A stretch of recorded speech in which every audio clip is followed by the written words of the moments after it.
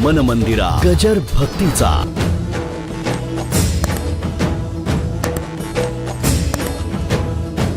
अहो फुकट पासू वाटून सुद्धा येत नाहीत एवढे. कळलं का? मला माहिती आहे आज आयुष्य गेले 72 चालू आहे आता, 1-2 नाही काय. फुकट पास वाटून सुद्धा म्हणतात. बघू वेळ झालं तर येऊ. इथे काय येत आहेत बाबा महाराज विद्वान वगैरे काही नाही आहे, मलाही काही कळलं नाही अजून, पण एक तुमचं माझं कुठेतरी प्रेम जमलं. पुढे सांगू का विषयाला धरून? तुमच्या हृदयामध्ये माझ्या हृदयामध्ये कुठेतरी प्रभू प्रेमाचा रास घडला. खलास. एक लगन होऊन गेली आणि माझी खात्री आहे की तुम्हालाही करमायचं नाही, मलाही करमायचं नाही. मलाही करमायचं नाही, तुम्हालाही करमायचं नाही. आले की वाट बघणारच. आता आली दिवसभर का, चला आता आपल्याला जाऊन रोज बसायचं आहे. एक लक्षात ठेवा, कुठेतरी जाऊन कोणाची निंदा करत बसण्यापेक्षा प्रभूच्या संगतीत यावं, नामदेव महाराजांच्या संगतीत यावं आणि प्रभू प्रेमाची प्रतिती घेऊन जावं घरी. सबन दिवस मस्त पैकी जात. मी विषयांतर केलेलं नाही. मुरली कुणाला ऐकू आली? जेवण वाढत असताना ऐकू आली. स्तन देता बाळे टाकली भूमीसी. अंगावर पाजत होती त्या बाळाला, त्यालाही टाकलं. ते म्हणाले योग्य आहे का? योग्य आहे. निघता ती असं बाळाला घेतलं होतं, ऐकल्या बरोबर ठेवून दिलं बाजूला. लक्षात ठेवा, अगदी पतीने हाक मारली तरी ती बाई त्या बाळाला पाजत असताना जाणार नाही. हाक मारली, मूल पीत होता अंगावर, हाक मारली, अगं मला पाणी दे. अहो थांबा ना, अगं तुला ऐकायला आलं नाही का? दिसत नाही का बाळाला पाजते? असं होय, मगाशीच सांगायचंच. माझं बोलणं कळलं का? लक्षात ठेवा की त्या बाळाला पाजत असताना ती पतीला सुद्धा डावलू शकते. आणि इथे काय असं आकर्षण निर्माण झालं, काय अशी अलौकिक शक्ती होती की त्या शक्तीने आपल्या मांडीवरचं बाळ, 9 महिने पोटात वागवलेलं बाळ सुद्धा बायकांनी बाजूला ठेवलं आणि त्याच्या मुरलीच्या मागे गेले. एक सांगू का? सर्व संग परित्याग करावा लागतो तेव्हाच प्रभूचं दर्शन होतं. हेही लक्षात ठेवा. इतका काही परमार्थ सोपा नव्हे. काय? सर्व संग परित्याग करावाच लागतो. केल्याशिवाय जे जे मोठे झाले त्यांनी पुष्कळ काहीतरी सोडलेलं असतं. म्हणून जे पाहिजे ते त्यांच्या दारात चालत येतं. पुष्कळ काहीतरी सोडलेलं असतं. जगाला ते दिसतं, नाही ते जगाला दिसत नाही. पण जिथे नोंद व्हायला पाहिजे तिथे ती नोंद होते. आणि म्हणून या ठिकाणी म्हणाले, मोकळ्या केशे निघताती. अगदी बाहेर जाताना नट्टापट्टा करून निघणारी केस तसेच.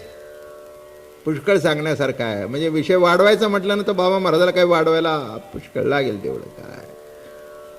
काय म्हणजे बायका बाहेर निघताना बघा अगदी कसं जामा निमा अमकं करून तमकं करून, आलं का लक्षात? केस बीस विंचरून, कुठे गळत असेल तर त्याला ते ठेपे लावून, ठेपे म्हणजे बॉपिन्स काय, हो म्हणजे ते तेवढ्या करतच असतात ना, ते झिंज्या अशा गळ्यात येऊ नयेत म्हणून. मग ते सगळं लावून बिवून अमकं तमकं करून सगळं. बरोबर आहे ना? एक तरी इथे बेशिस्त आली आहे का? नाही, व्यवस्थित आलं. पुरुष सुद्धा अगदी नीट नेटकं. मी सुद्धा बघा ना, ते फेटा बिटा बांधून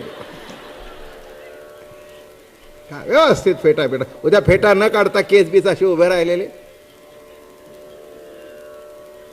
आज बाबा महाराज वैकुंठामधून आले काय?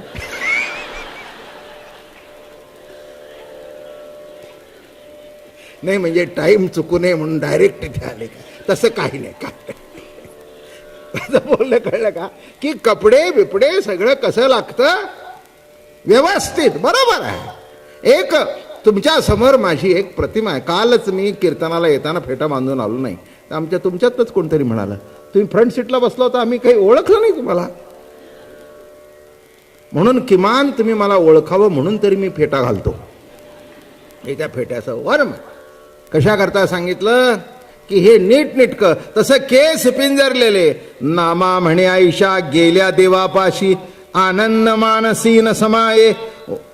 आणि गेल्या देवाजवळ गेल्याबरोबर इकडून तिकडून अहो काय हजारो आल्या, हजारो आल्या. हो, तुमचं सांगू का? सांगतो ना. वा, नाही सांगितलं तर तुम्हालाही बरं वाटायचं नाही, मलाही बरं वाटायचं नाही. पुण्यात लोकसंख्या किती आहे?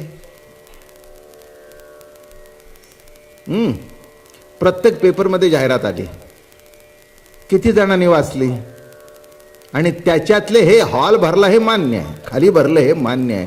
किती आले? याचा अर्थ असाच आहे ना की ज्याला कृष्ण भगवंताच्या प्रेम प्रतीची मुरली ऐकू आली तो आला. साधं सरळ गणित आहे. लाखोनी वाचलं, लाखोनी वाचलं. सगळेच काही आले का? सगळे येऊ शकतील का? सगळे येणार आहेत का? नाही. हे लिहून ठेवा. आणि आले तर आपल्यालाही परवडण्यासारखं नाही. कालच्याच कीर्तनाला आप्पांना सजेशन आलेलं आहे की जागा बदला. काय हो, कालच कीर्तनाला इतकी तुफान, बाहेर सगळं भरलेलं. हो आप्पा, बदला कुठे? पाऊस आला तर कुठे बदला? नाही का आपलं बदला बिदला काही नाही, कोणाचा बदलाही घ्यायचा नाही. बदला नाही, काही नाही. आहे ते आनंदात आपलं चालू राहिलेलं आहे. जे येतात ती माणसं सुद्धा बघा, मला मोठी गंमत वाटतं, कुणी अतिक्रमण करत नाही हो. नाहीतर इतर ठिकाणी जर असताना आम्हीच खाली का बसायचं? आपल्या हक्काकरता सगळे भांडले असते. इथे सगळे हक्क विसरले आणि सगळे हक्क कृष्ण परमात्म्याच्या चरणी अर्पण करून टाकलेली माणसं. हक्क अर्पण केल्या म्हणून हाक ऐकू आली. कळलं ना? सर्व हक्क भगवंताच्या चरणी, साधू संतांच्या चरणी समर्पित केल्या कारणाने प्रभूची साध ऐकू आली. वनामध्ये कागा आले ती सकळा. हो, आता बघा, हा तुम्ही म्हणला ना ते वाकडा का? हे बघा वाकडं त्याच. हे बघितलं का वाकडं? आता काय आहे ते? बोलवलं कोणी? यानीच. बासरी वाजवली कोणी? यानीच. कुणी यायचं हे ठरवलं कोणी? यानीच. आणि आल्यावर म्हणतो काय? काही लाज बीज वाटत नाही का? रात्री 12-1 वाजता आपले नवरे वीर सोडून आला.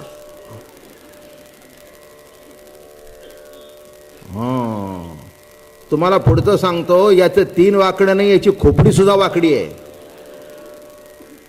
काय राम आपला साधा सरळ आहे, त्याच्याकडे असं वाकडे तिकडे काही नाही आहे.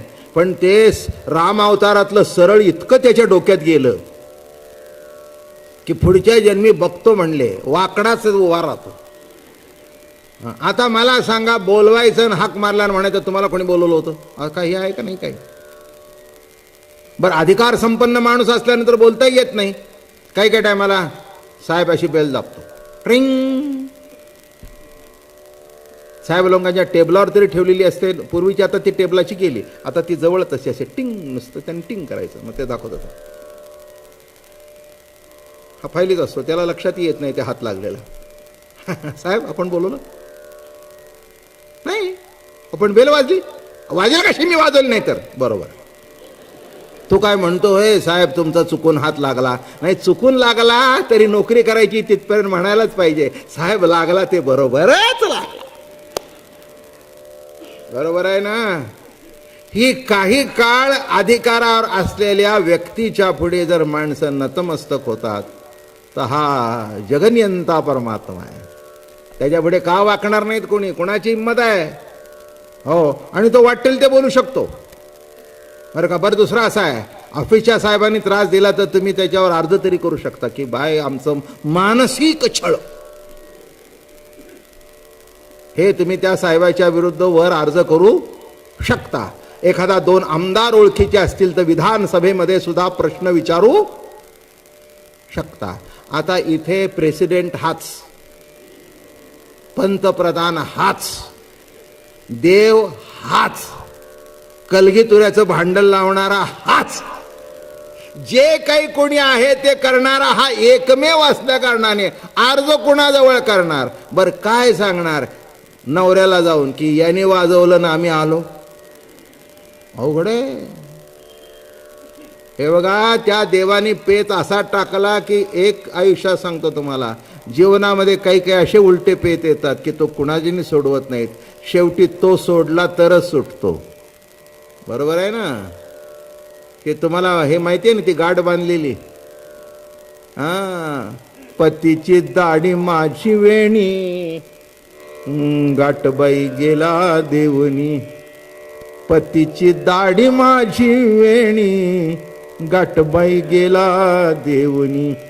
गाठबाई कोणाशी सुटेना, गाठबाई कोणाशी सुटेना. यशोदे बाळ तुझा ताना, कुठवर सोसू धिंगाणा. हे इतकं सोपं नाही बरं का. अहो तुम्ही त्यांनी चॅलेंज दिला होता, ते म्हणलं बर म्हातारे रात्री झोपलीन जी ह्याची दाढी आणि तिची वेणी गाढ बांधली. बघा या पुण्याच्या रस्त्यावरून एक म्हातारं जोडपं, त्याची दाढी आणि तिची वेणी, असं जर रस्त्याने चाललं तर काय होईल?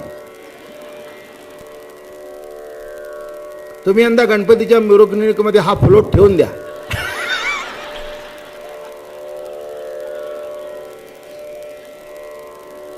पतीची दाढी माझी वेणी, गाठबाई गेला देवनी.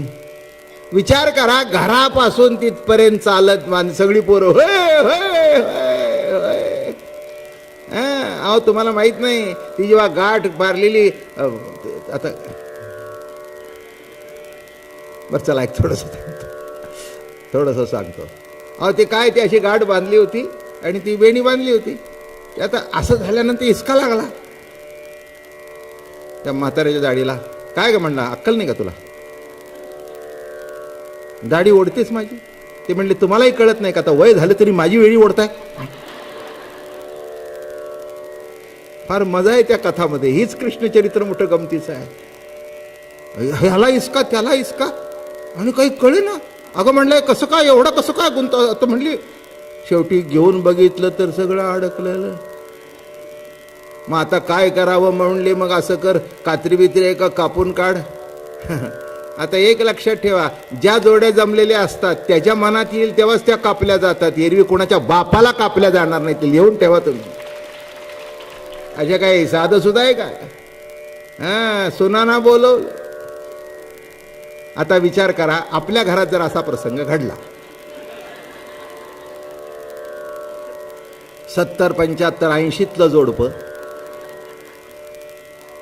बरं का, तिची गाठ याची गाठ आणि सुटत नाही म्हणून सुनेला हाक मारली. मग सुना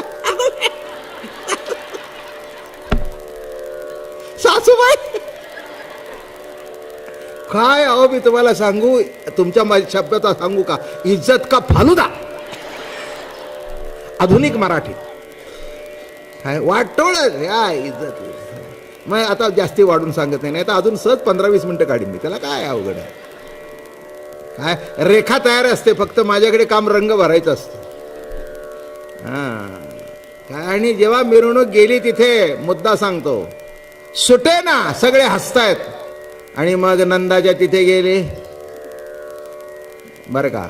हा तिथे मांडीवर बसणं, बाबा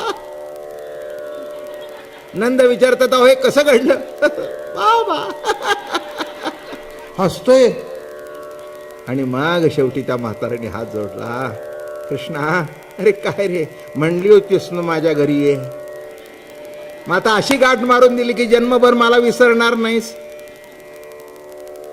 आता ही लीला जीवनामध्ये निराळ्या अर्थाने घडू नाही, पण शेवटी त्याची आपली गाठ पडणं हे जीवनाचं सार्थक आहे. पुंडलिका वरदे हरी विठ्ठल, श्री ज्ञानदेव तुकाराम विठ्ठला विठ्ठला विठ्ठला विठ्ठला विठ्ठला विठ्ठला. मन मंदिरा गजर भक्तीचा.